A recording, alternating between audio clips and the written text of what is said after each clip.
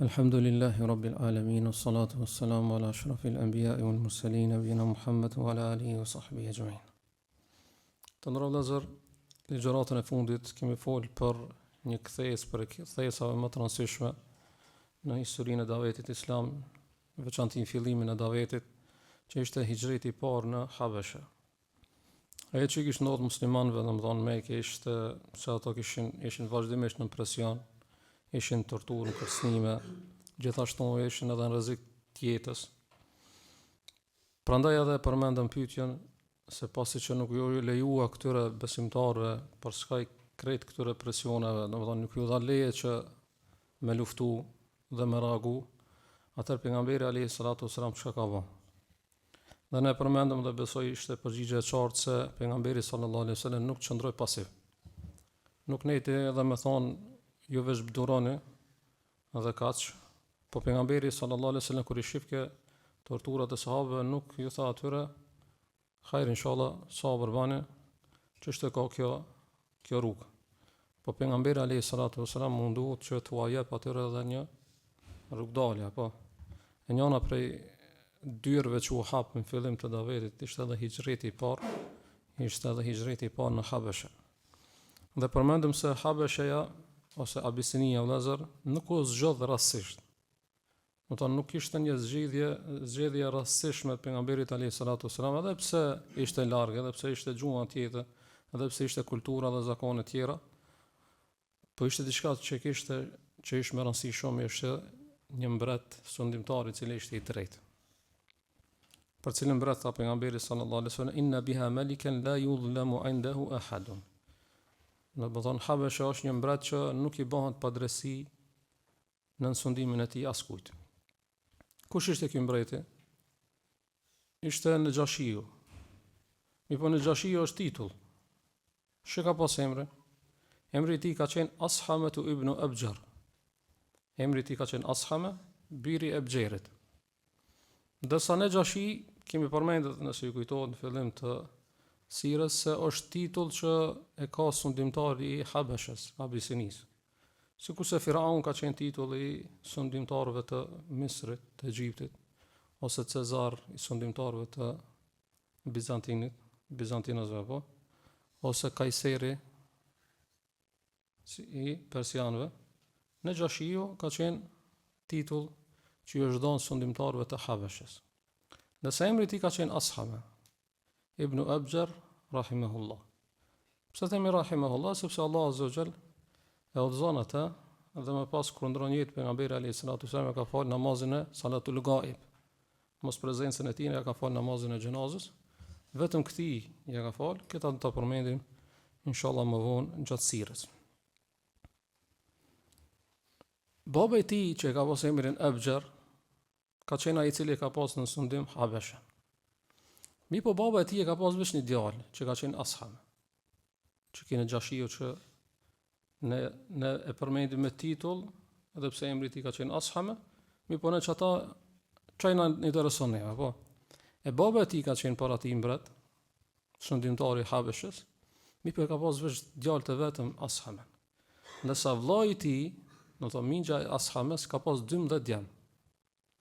E ata cilët e kanë pas gajlen e sundimit të Habeshës, e kanë pas gajlen që nëse këtë e trashëgon, domethënë vdes Ebxheri dhe trashëgon Ashame, përfundon pastaj s'ka kush me trashëgu atë.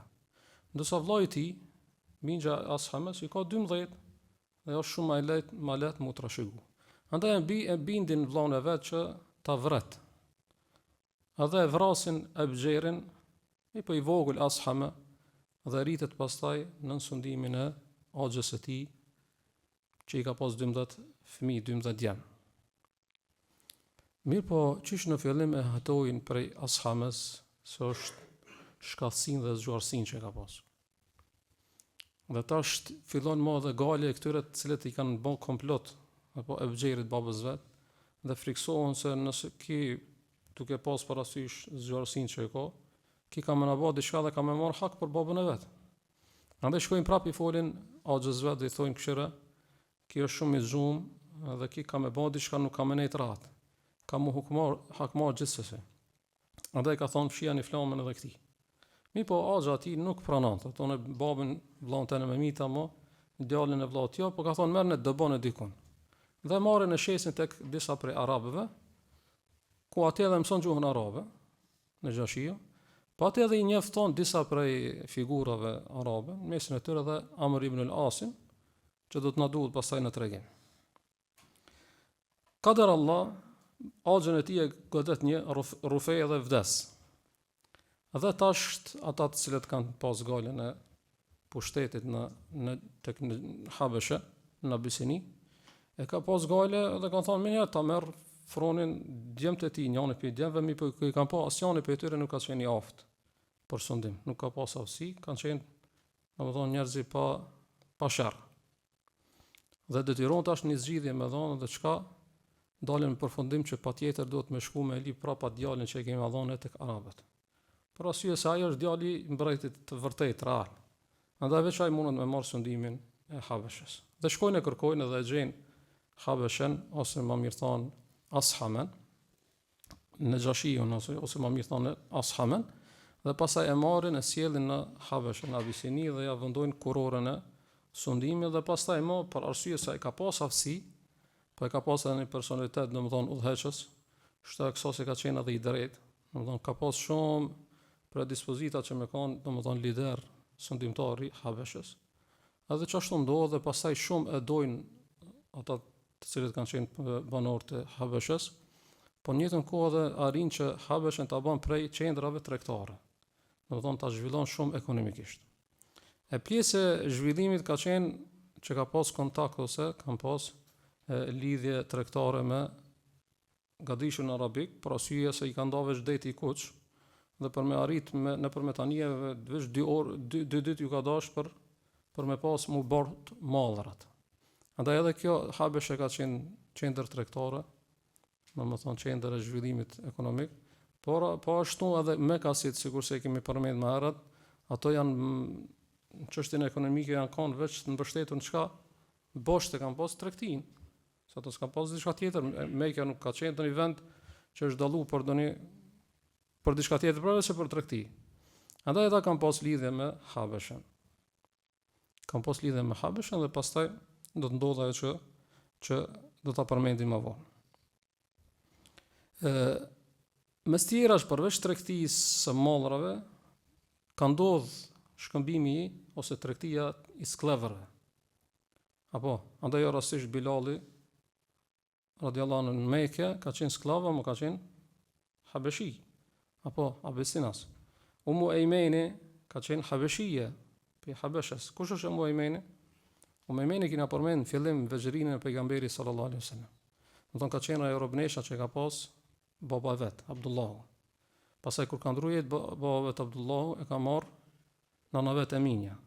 Dhe pastaj bashkë kanë rrit me pejgamberin alayhi salatu wasallam kur i vdes Eminja, pastaj më bëhet robnesha pejgamberit sallallahu alaihi wasallam Ummu Ejmeni. Apo Barakatu bintu Thalab al-Habashiyya radiyallahu anha, që e pranon Islamin për të parave. Dhe pastaj e do shumë pejgamberin sallallahu alaihi wasallam dhe kujdeset për pejgamberin alayhi salatu wasallam derisa kur të martohet pastaj me Hatixhen edhe liron prej robërisë. Dhe ajo është pastaj ajo e cila do të martohet me Zeidin, Zeid ibn Thabit, dhe ta lindin Usam ibn Zeidin. Domthonë është nana e Usamës. Kjo ka qenë Habeshia. Ka pasur disa prej sahabëve që kanë qenë nga ana e Abesinis, për arsye se tham përveç tregtisë së mallrave ka pasur tregti edhe të sklavëve. Andaj kur muslimanët arritën në Habeshe nëpërmjet hijretit apo ato gjetën diçka që ju kishte munguar shumë në Mekë. E gjetën sigurinë, e gjetën lirinë për adhurim, e gjetën drejtsinë, e gjetën mundësinë për me rujt fenë e tyre, që ishte ajo për cilën kishin shkuar. Mirë po, gjatë qëndrimit në Habeshën e përmendëm se ju vën lajme se ka pranuar Islamin Hamza dhe Omeri radhiyallahu anhu. Dhe ata gëzohen shumë. Përveç sa ju erdhi edhe një lajm tjetër se Mekasit këtë kanë hyrë në fe. Kur e kanë dëgjuar atë rastin e sejdës që e kanë bërë bashkërisht, mi po ne përmendëm ato për faktin se janë ndikuar shumë prej madhështisë së Kur'anit, kur është lexuar të kanë rënë sejdë, jo se kanë rënë sejdë me zemër. Po janë, domethënë kur i kanë pa të tjerë edhe kanë rënë sejdë, pastaj ata edhe nxjerrin një dezinformacion, thonë këshire se s'dojnë me pranu, i bin pishman pastaj Mekasit dhe thonë këshire ne nuk kena rënë sejdë se kena një Kur'anin Po e kena një shejtanin e ka bërë që me nin e kështu. E shejtani ka qenë, po të se përmend. Thonë shejtanin e ka bërë që me nin skinse, domethënë pejgamberi alayhi salatu wasalam e ka lexuar disa versete, domethënë ku thuhet kinse, domethënë e ka adhuru dikant tjetër pas Allahut, apo i ka madhru idhujt ato për këtë arsye kanë rënë sejdë. Mi po në realitet kanë rënë sejdë edhe për madhështinë e Kuranit, mi po këta ky lajm ju vën në Abisini muslimanëve apo muhaxhirëve, dhe ata pasaj dojnë më unisë edhe më kthirë në Mekë. Momentin që pranojnë Islamin Hamza dhe Omer radhiyallahu anhuma, muslimanët fuqizohen, mushrikët poshtërsohen, nënçmohen apo. Dhe muslimanët e marrin një guxim, një kuraja për me nxjerr sheshazi ose haptas islamin e tyre. Andaj e marrin edhe guximin me dal jashtë shtëpisë së Arkam ibn al-Arkam, bile dhe me shku deri në Qabe, diçka që nuk e kanë bërë më herët. Po e kanë bërë pas islamit të Hamzës edhe Omerit radhiyallahu anhuma. Ndërsa mushrikët fillun mos me i bë disa sulme të egra që i nga pas përpara, sepse tashmë e kanë në krah Hamzën edhe Omerin radhiyallahu anhuma. E muslimanët thamë në pikëzimin të madh që pas ka pranuar Islamin Hamza dhe Omeri dhe pas kanë hyrë leket Mekasit, nisën prej Abisinisë për u kthyer në Mekë. Kështu kësaj sa gëzimi përveç Islamit këtyre ka qenë edhe malli i Mekës që ka pasur, apo sepse është diçka që është fitret, është natyrshmëri që ka mbjellë Allahu në zemrën e njerit me dash vendlindjen. Në veçantë nëse kjo vendlindje është Mekë apo. E cila Mekë ka edhe Qabën shtëpinë e Allahut. Edhe kur u kthin kena thonë në muajin Shawal, e që është s'kan dhejtë shumë, domethënë nuk është se kam pas shumë kohë për mallu për Mekën, mi po janë kthim më shumë për faktin se kanë kujtu që Mekasit kanë hyrë në Islam. Dhe pastaj pak para se me arrit Mekë, po e kuptojnë që Mekasit nuk pas kanë hyrë në Islam. Pas kanë hyrë Omeri edhe Hamza radhiyallahu anhuma, mi po nuk është që kanë me qenë sigurt të Mekë. Andaj disa prej tyre u kthin më një herë në Habeshe, në Abisini, disa tjerë hyrën fshehë Horazin në Mekë, disa tjerë hyrën nëpërmjet mbrojtjes së dikujt prej mushrikëve. Po në momentin që erdhen dhe kuptuan mushrikët se janë kthy disa prej muhaxhirëve nga Habeshe, dhe kur e kanë kuptuar se çfarë pritje ju ka bën mbreti sundimtari në Gjashiu, ato më vetëm se ju shpresu edhe më shumë sulmi. Domethënë mlefi i madh, sepse ata dinin se tash Habeshe në Abisinia është qendër që ato mvarën shumë me to, domethënë është shumë rëndësi raporti që kanë me to, pasi që këto muslimanët më përveç Mekës se pas kanë më edhe një vend tjetër ku mundën me shku, nga dishën arabike kanë ditë të se s'kan mundësi me gjetë dhe një vend, po për arsye se ata kanë lidhje, mi po tash pas kanë gjetë një vend ku pas kanë një mbret sundimtari i cili është i drejtë, dhe ata mujkan aty me pas si qendër ose si vend ku lirshëm do të adhurojnë Allahun. Kjo i shtin ata që të ashpërsohet pastaj sulmi edhe më i madh dhe bëhet edhe më i vështirë ndaj muslimanëve. Andaj detyrohet pejgamberi sallallahu alaihi wasallam të japë edhe një urdhër tjetër për me emigru ose me bë hijrat prap për në Abisini. Mi po tash herën e dytë më muslimanë nuk e kanë lehtë sikur se herën e parë. Sepse herën e parë kanë menuar mushrikët se nuk kanë mundësi ata me zgjedhë një vend tjetër përveç se Mekës. Andaj kanë me bë sabër se s'kan ndonjë zgjedhje tjetër. Mi po tash çen kanë një zgjedhje tjetër. Andaj herën e dytë më nuk është që lehtë mundën me dalë dhe me emigru, po alhamdulillah arrin muslimanët me porositë e pejgamberit sallallahu alaihi wasallam, me ursinë që nga pas, arrin me ju ik mushrikëve dhe me shku prap dhe me emigru në Abisini. Numri atyre që kanë bë hijrat ka qenë 83 burra, sipas një versionit, 18 ose 19 gra, gjithsesi bë bashkë, domethënë është më shumë se sa 100 persona. Mesin e tyre që kanë bë hijrat ka qenë edhe Ummu Salama. Ummu Salama radhiyallahu anha, e cila është do të bëhet pastaj gruaja e pejgamberit sallallahu alaihi wasallam ose nona e besimtarëve, atëherë ka qenë martuar për Abu Salama. Dhe kjo tregon pastaj e përshkruan këtë udhtim që kanë pas Habesha, sepse kjo ka qenë prej atyre sahabeshave që kanë udhëtuar edhe hijretin e parë, por edhe të dytin. Mi po të dytin thot lamma nazalna ardh al-Habasha jawarna biha khayra jarin Najashi. Thot kur kena arrit në Habeshe në Abisini, të kena gjetë një mikpritje prej mikpritjeve më të mëdha nga ana e Nejashijut. Aminna ala dinina, ishmi të sigurt në fenë tonë, nuk na ngusken fe. Wa abadana Allah la nu'dha, dhe kina adhuru Allahu lirshëm, nuk na shqetësoi askush. Wala nasma'u shay'an nakrahu, dhe nuk dëgjojnim diçka që ne nuk e dëshironin. Do thonë nuk kena dëgju diçka keq. As janë objektive se kanë pas Mekë. Andaj tashmë po gjen diçka që se kanë pas Mekë.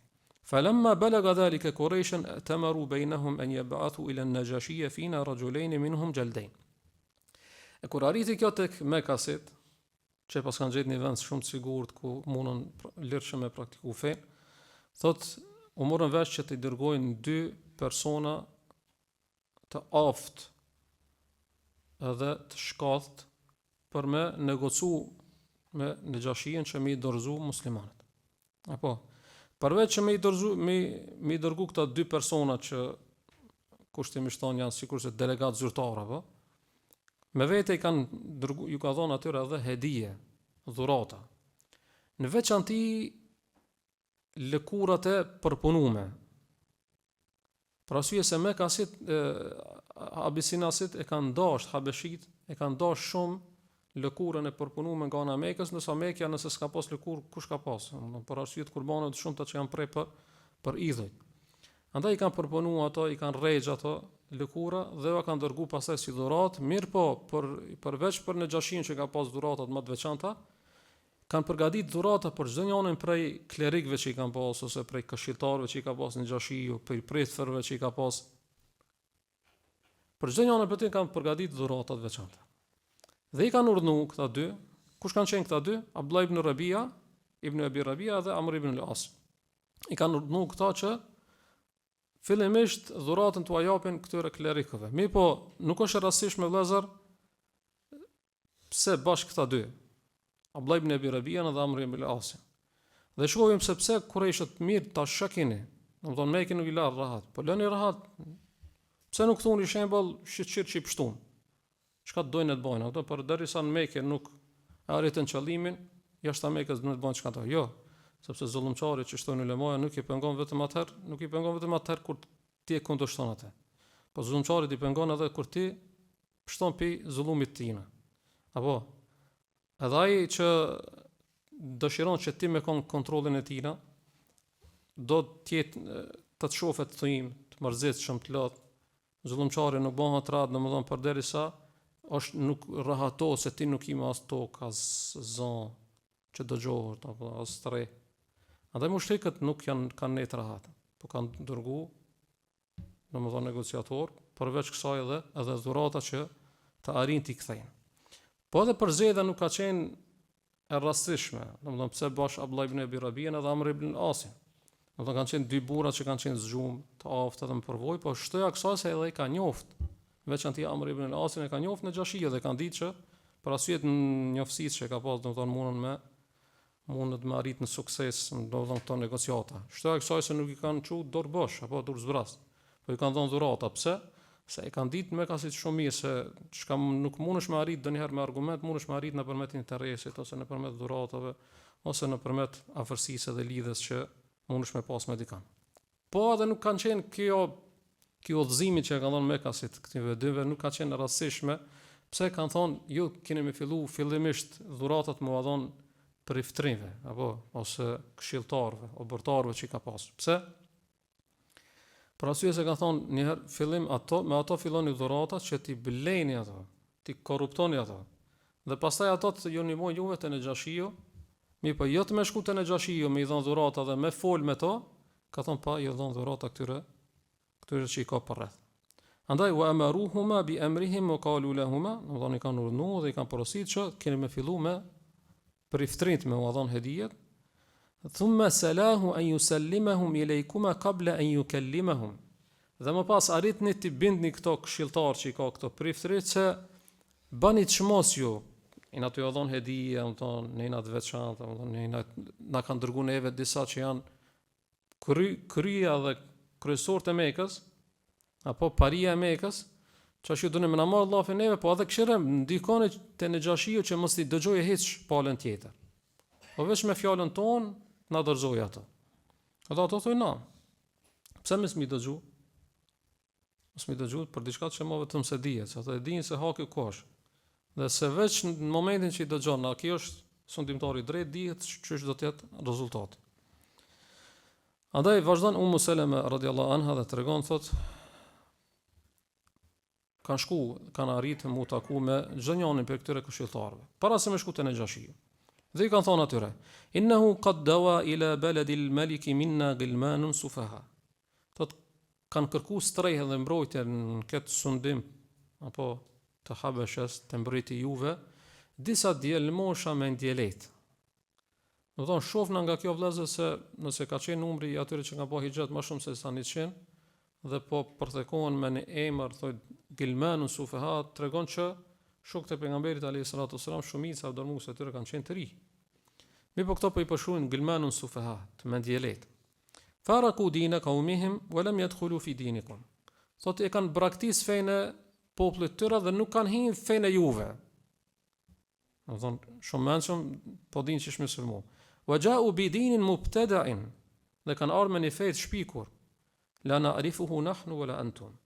Një fe që as ne nuk e njohna, po as ju nuk e njihni. Do thonë këtë fe e re. Dhe neve na kanë dërguar disa pris udhëheqës të popullit tonë dhe tyre për me na i dorëzu ata edhe me di që bi an yusallimahum ilayna wala yukallimu fa inna qaumahum a'la bihim aynan. Ka thonë pa i në vetë ato hiç. Me na dorëzu neve për arsye se populli i tyre i njeh më mirë ato se sa ju. Dhe e di pse janë ty lip ato. Dhe e di pse nuk ban ju ato me ne te ju. Ato këto bindën, thonë na nam dhe më pas shkojnë tek Nexhashiu. Para se me fol ja dorëzojnë ato hedijet, dhuratat. Dhe pastaj njofsin që ka pas për shëndetën, pastaj shkon dhe i thot të njëjtat llafe që ka thonë edhe bitrikave ose krerave ose këshilltarëve. Dhe thot ayyuhal malik o ti mbret, innahu qad dawa ila baladika minna gilmanun sufaha. Tek vendi jot kanë ardhur dhe kanë kërkuar mbrojtjen tonë disa djelmosha me ndjelet, të cilët e kanë braktis fen e popullit tyre dhe nuk kanë hyrë as në fen ton, as në fen e juve, dhe kanë ardhur me një fe që nuk është që e njohën as në as ju. Dhe neve na kanë dërguar disa prishit koka e vendit tonë, Mekës, që me na i dhonë ato, mos me zgjat shumë muhabetin, po me na dorëzu ato, pa i vetë ato shumë për arsye se ne i njohna më mirë ato se sa ju që i njihni. Tash këto fjalë që i ka thonë Amr ibn As ka qenë në atë kohë mushrik. Po pastaj do të bëhet musliman bile pe komandantëve të Islamit. Dhe kjo është ajo që kemi përmendur edhe më herët për dobive, pse Allah subhanahu wa taala nuk e la me u luftu me ragu muslimanët në Mekë. Për arsye se domethënë Allah e di se ai që dia ka qenë armik nesër bëhet mik ose bëhet thirrës dhe mbrojtës i Islamit. Allah ka ditë shumë mirë se ka për njerëzve që atëherë që ishin kompin e mushrikëve, do të bëhen pastaj për atyre që do të heqin dhe davetin Islam. Thotë Ummu Seleme radhiyallahu anha, thotë dhe nuk ka pas qef ose nuk ka qenë më urrëtur tek Abdullah ibn Abi Rabia. Edhe Amr ibn al-As diçka më shumë se sa ta marrë në mendimin e muslimanëve në Xhashiu. Dhe mo vetëm se e përmendëm se nuk e kanë dash këta. Faqalet batarikatuhu hawlahu. Ata të cilët i ka pas tashmë po flasin sepse ato hedhjen që e kanë marrë do të me rezultu me diçka. Sadaqa ayyuhal malik. Të vërtetën e kanë thonë këto dy o mbret. Qaumuhum a'la bihim aynan. Të populli i tyre e di më mirë, i njeh më mirë ata. Wa alamu bima abu alehim. Dhe din pse ata janë të i lip dhe pse nuk janë razim ato. Fa aslimhuma ilayhima falyaruddahuma ila baladihima wa qaumiha. Thot dorëzoj ratoj edhe ti për ratoj edhe ata. Fa ghadiba an-Najashiu thumma qala. U hidhnu u zemru shumë Nexhashiu dhe tha: La hallahi idhan la usallimuhuma ilayhima. Thot pasha Allahun, jo. Nuk i dorëzoj unë ata. Wala yakadu qaumun jawaruni. Thot nuk kam e hek, nuk kam uni keq një popull që kanë ardhur në mbrojtjen time. Wa nazalu biladi wakhtaruni ala man siwai. Dhe kanë ardhur në vendin tim dhe kanë përzgjedh mua në mesin e shumë vetave, mua kanë përzgjedh. hatta ad'uhum fa as'aluhum amma yaqulu hadhani fi amrihim. Thot nuk kam i dorëzu ato para se më i thirr me në vet për çka thonë këto, domethënë është e vërtetë. Fa in kanu ma yaqulani aslamtuhum ilayhima. Nëse është ajo që ka thonë këto dy, thot kam i dorëzu dhe kam i kthit te populli i tyre. Mi po nëse s'është ajo, thot kam menet te ona dhe kam i mbrojt dhe kam e pas mikpritën, kam i prit shumë mirë. Tregimi vazhdon vëllazër. Apo tregimi është shumë më i gjatë. Mi po pjesën tjetër të tregimit do ta vazhdojmë se çka i ka thonë kur i ka kthi, kush ka folë për muslimanëve dhe kështu me radhë, këtë ta shohim ligjratën tjetër. Mi po sot do të ndalna vetë të një prej dobive të kësaj pjese që e përmendëm, e që është el adlu asasul mulk, ose ajo që thuhet ndryshe drejtësia është themeli apo boshti i çdo pushteti. Në Xhashiu vëllazër ishte i drejtë dhe kjo është arsyeja pse pejgamberi sallallahu alaihi wasallam e përzgjodhi atë me kon vendi ku do të shkojnë muslimanët. Po në Xhashiu nuk i gjykoi muslimanët pa dëgjuar palën tjetër, apo. Dhe kjo është drejtësia. Po nuk tha pasi që kanë ardhur këto delegat zyrtar, s'kam shka me vetun edhe ato tjerë, se këto janë ato që mu më interesojnë për arsye të lidhjes që kena, lidhjes zyrtare që kena ne me Kureshitët ose me Mekasit. Nuk tha masim kanë pru dhurata, ato tjerë s'kan pas kur gjon, s'po ngoj hiç. Pas nuk thanë se këto janë të huaj, unë kam problemet e mia, shtetin tim, ato ta harroj shtetin tim, këto ti dorëzoj edhe ta heki galën. Asësi nuk tha, po tha jo, pashallah nuk i dorëzoj. Ato mund kanë ardhur në mbrojtjen time dhe kanë ardhur vendin tim dhe kanë përgjigjur mua në mesin e shumë sundimtarëve që kanë qenë asaj kohe, ato nuk i dorëzoj ato para se me i dëgju. E kjo tregon për drejtsinë që ka pas edhe pse në asaj kohe nuk ishte musliman. Nuk ishte musliman, a me ka pas çatësi që Allahu subhanahu wa taala don për muslimanit që është drejtësia. Pra drejtësia nuk është me dëgju vetëm atë që ka pushtet, edhe ka forcë, po është me dëgju edhe atë që është i dobët.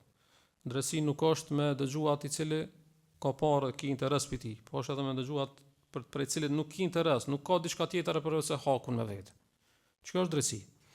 Andaj kjo është prej mësimit më të mëdha që ne mundam i marr si thirrës ose edhe prindi, edhe mësuesi, edhe pushtetari, edhe gjykatësi.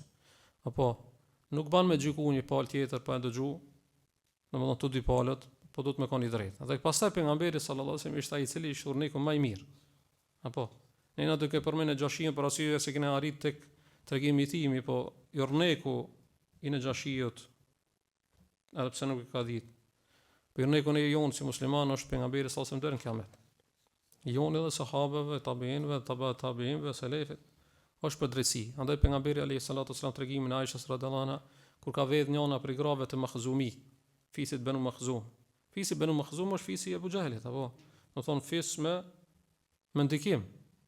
Fis me peshën në Mekë. Ata është gale këto qish me e marr dënimin kisasin ajo kurse është prej një familje ose prej një fisi shumë të veçantë. Dhe kanë thonë do të më çuti kanë me ndërmjesu tek pejgamberi sallallahu alajhi wasallam dhe kanë Usam ibn Zeidin radhiyallahu anhu. Kur i kanë dërguar ka thonë atashfa fi hadd min hududillah. Ka thonë apo ndërmjeson në një prej kufive ose ligjeve të Allah.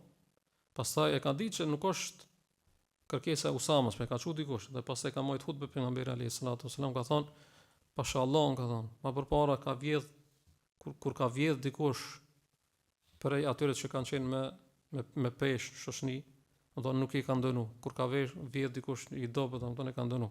Ka thonë pashallah lu an Fatima bint Muhammedin sarakat la qata'tu yada. Nëse Fatimja bia Muhammedit sallallahu alaihi wasallam radhiyallahu anha do të kishte vjedh ta kisha prej dorën asaj ose do ta kisha zbatu ligjin e Allahut mbi të. Pse ka përmend Fatime radhiyallahu anha? Sepse kjo gruaja që ka vjedh nga fisi Banu Makhzum ka pas Fatime emrin.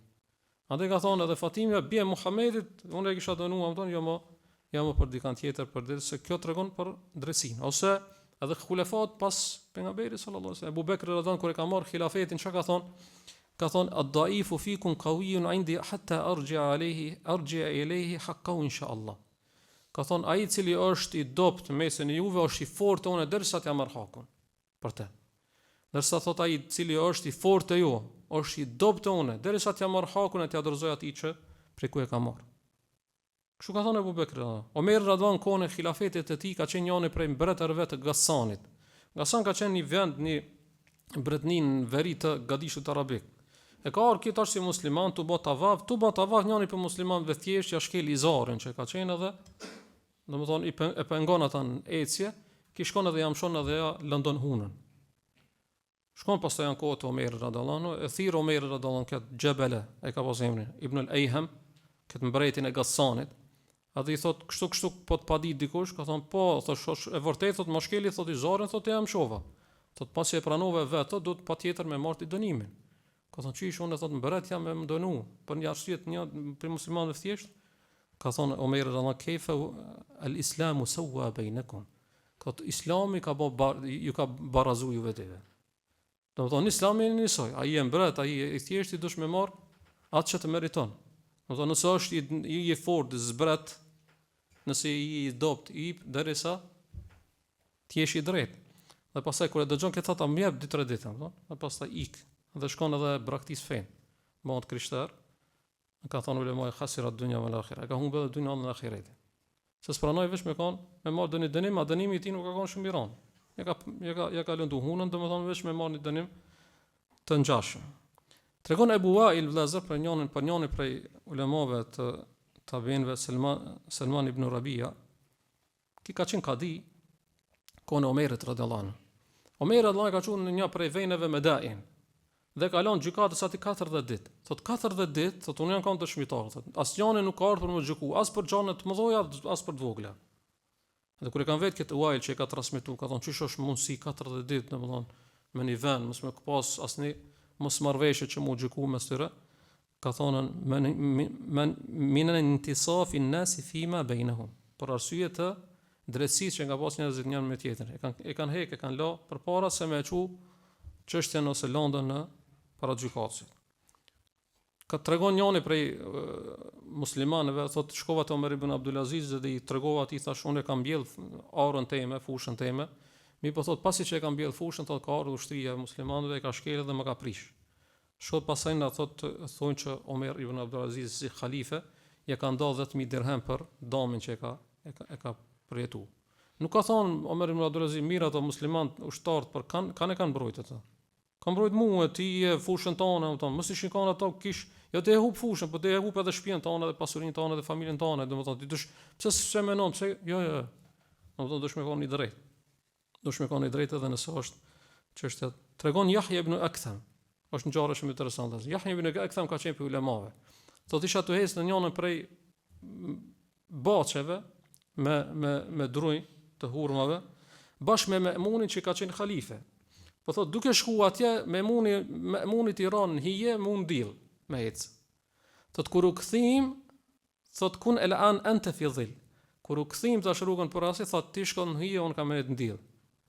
Atë thonë insistova që mos më pranu këtë ofertë me Memunit ose këtë urdhër të Memunit, edhe pse je khalifa, më ti tash s'ka lidhje këto, mos i kishit gjona çaq im. Jo tha awwalul adli an ya'dil al-maliku fi bitanati. Thot drejtësia e parë që zbatohet është drejtësia e mbretit ose sundimtarit me këshilltar me ato që i ka për rreth. Pastaj te rrethi tjetër, pastaj te rrethi tjetër derisa të shkon te rrethi i fundit. I po nëse sosh i drejt me vet, me tjerë mundon me kon edhe i drejt. Edhe me tregimin e fundit që tregon drejtsinë të parëve tonë që kanë pasur vëllezër, me tregu që kjo ka qenë diçka një veti e çdo muslimanit duhet me kon i drejt. Tregon Shabiu për Abdullah ibn Shurayh. Abdullah ibn Shurayh ka qenë djali kadis Shurayh el-Qadi. A kanë i njohur si kadi? Ki Abdullah thotë e ka pas një mosmarrveshje me disa njerëz, thotë shkot te baba vet edhe ja tregon janë para se me padit, para se me çu lëndën tek baba vet gjykatës, thotë këshiro babam. Thotë bejni wa baina qaumin khusuma fa in kana al-haqqu li khasamtuhum. Ka thonë kam një mosmarrveshje me do. Ka thonë po ta tregoj tash lëndën, nëse unë jam në hak, ka thonë po i paditi ato që ta fitoj. Nëse s'jam, atëherë spenxerish. Thotë hajt kallzoma, kur ja tregon thotë shko thirr me ato. Tash kur i thotë shko thirr me ato, kujton që haku është me djalin e vet. Kur vjen gjykon për ata, kundër djalit vet. Mira, i përfundon lënda dhe kur shkojnë ato thotë o bab, thotë unë të kallzova më herët për gjykosh për mua, për mosahatin tëm.